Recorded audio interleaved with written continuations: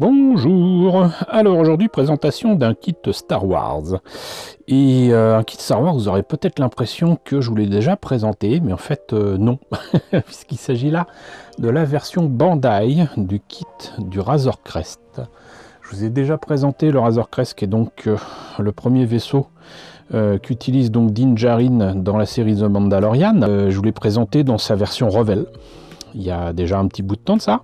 Mais il faut savoir que avant que la version Revel et même un autre kit que je ne vous ai pas présenté, que je risque pas de prendre de sitôt, qui est donc la version AMT-ERTL, donc de Round 2 américaine du Razor Crest. Avant donc les grandes versions supposées être au 1.72 du Razor Crest, il y a eu une petite version du Razor Crest sortie par Bandai. Et la voilà. La voilà, et je ne pensais sincèrement pas l'acheter un jour, à moins de tomber dessus par hasard, et c'est pas dans une boutique que je l'ai trouvé, mais comme d'habitude sur Vinted, et c'était à un prix tout à fait raisonnable, puisque c'était à 15 €, et ça a beau être un véhicule modèle, et ça a beau être donc, comment dirais-je, un kit supposé être pas trop cher au Japon, je me suis dit 15 €, ça reste raisonnable. C'est pas la version que Bandai avait sorti déjà, j'allais dire chromée, mais c'était un peu ça, c'était déjà avec des teintes métalliques. Mais c'est déjà ça, et c'est une boîte qui est aussi grosse que celle qu'ils avaient sortie pour l'étoile noire numéro 2. Hein, vous voyez, c'est pas les petites boîtes de TIE Fighter, de X-Wing, etc. que je vous ai déjà présenté il y a ouh là là. Pratiquement c'était le début de la chaîne, hein, je crois que c'était il y a 9 ans. Donc voilà, je suis quand même bien content et de l'avoir trouvé, de l'avoir acheté, et maintenant de pouvoir vous le présenter. Alors déjà, rappelons que les véhicules modèles, c'est des petits kits vraiment très faciles à monter de Bandai, ici autour de Star Wars. J'essaye de voir. Ah, je suis très étonné, franchement. Je suis très étonné. J'étais persuadé que Revel n'avait pas distribué en Europe, en tout cas en France, les véhicules modèles de Bandai par chez nous. Donc là, vous voyez, je suis très étonné, parce qu'en plus là, avec l'autocollant qui est là, je peux pas vous donner le prix japonais de base. Par contre, quand je vous dis que je l'ai eu à un bon prix, c'est que vous voyez que là, il est marqué à 34,99 €, donc 35 € quasiment. Je sais plus si j'avais acheté ça à quelqu'un, non, Bandai Maketa Star Wars, donc c'était soit un espagnol, soit un portugais, soit un italien. Mais bon, vous voyez que je l'ai eu quand même moins cher qu'à l'achat. Et donc là, on a une c'est plus du timbre poste, hein. Là c'est du nano timbre poste. Ici une image de la série, et là des images du modèle monté et pas, mais c'est encore plus petit que petit, et quelques spécifications de ce véhicule modèle, avec visiblement les autocollants à placer ici et là. Et si ça se trouve, ça sert à indiquer où mettre les autocollants. C'est quand même fou. Et je ne vois rien d'autre. Bah écoutez, ce qu'on va faire, c'est qu'on va voir ce qu'il y a dans la boîte. Alors, dans la boîte, je le devinais, mais voilà, maintenant on le voit, je le sais et tout. Mais la notice de montage, en fait, n'est pas sur un document papier, mais carrément dans la boîte.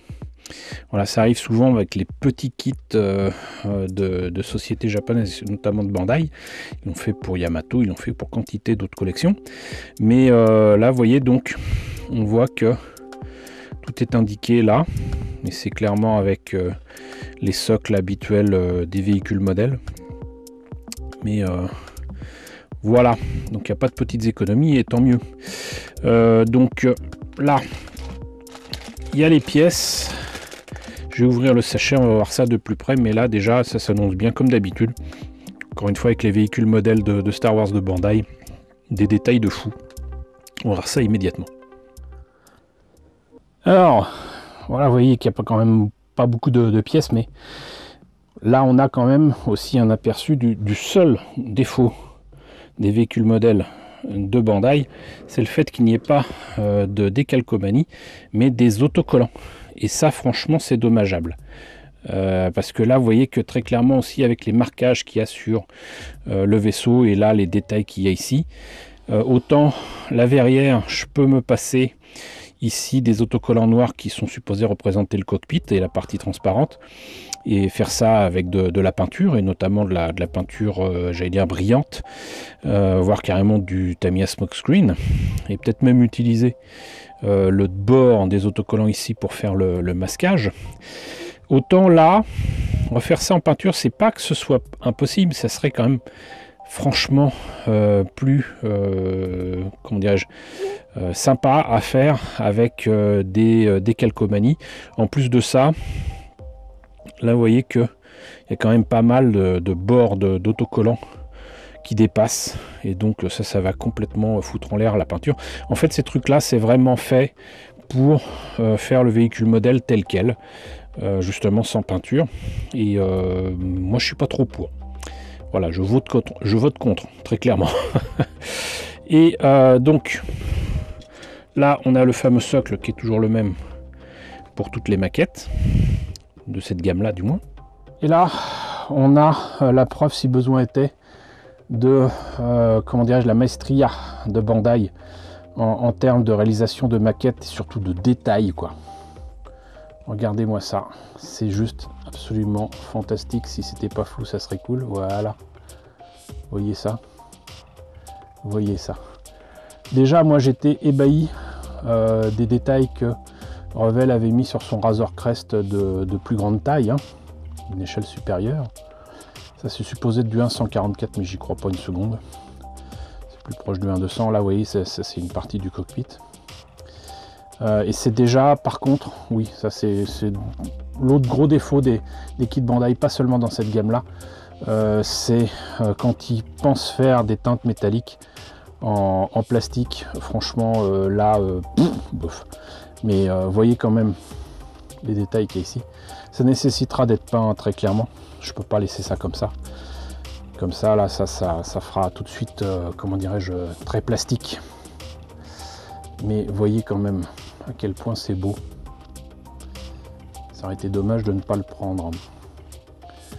Et ça permettra surtout de faire un kit, je vais pas dire facilement, mais qui sera plus facile à transporter et à exposer lors de futurs salons, pas fin 2024, mais certainement plutôt 2025. Et ça va faire plaisir, quoi. Ça va me faire plaisir, en tout cas à moi, de faire quelque chose facilement et de pouvoir l'exposer tout aussi facilement. Donc voilà, vous avez vu ce que donnait donc ce kit Bandai du Razor Crest. Moi je suis bien content de l'avoir trouvé, je suis bien content de vous l'avoir présenté, comme ça vous voyez ce que ça donne. Si jamais vous tombez dessus à un prix raisonnable, voilà, dans les 10-15 euros, franchement, c'est tout à fait raisonnable. Bah, vous savez que vous ne serez pas déçu, ce qui est d'ailleurs tout l'objectif que j'espère avoir atteint, de vous présenter ces kits et de faire un unboxing. Voilà. Et bah écoutez, j'espère que cette présentation donc vous a intéressé. N'hésitez pas à me dire ce qu'il en est dans la section commentaires. N'hésitez pas à liker, n'hésitez pas à partager, n'hésitez pas à vous abonner si ce n'était pas déjà le cas. Coucou aux nombreux abonnés qui nous ont rejoints ces derniers temps, bienvenue ici. Coucou aux grands anciens qui me suivent depuis bientôt 9 ans.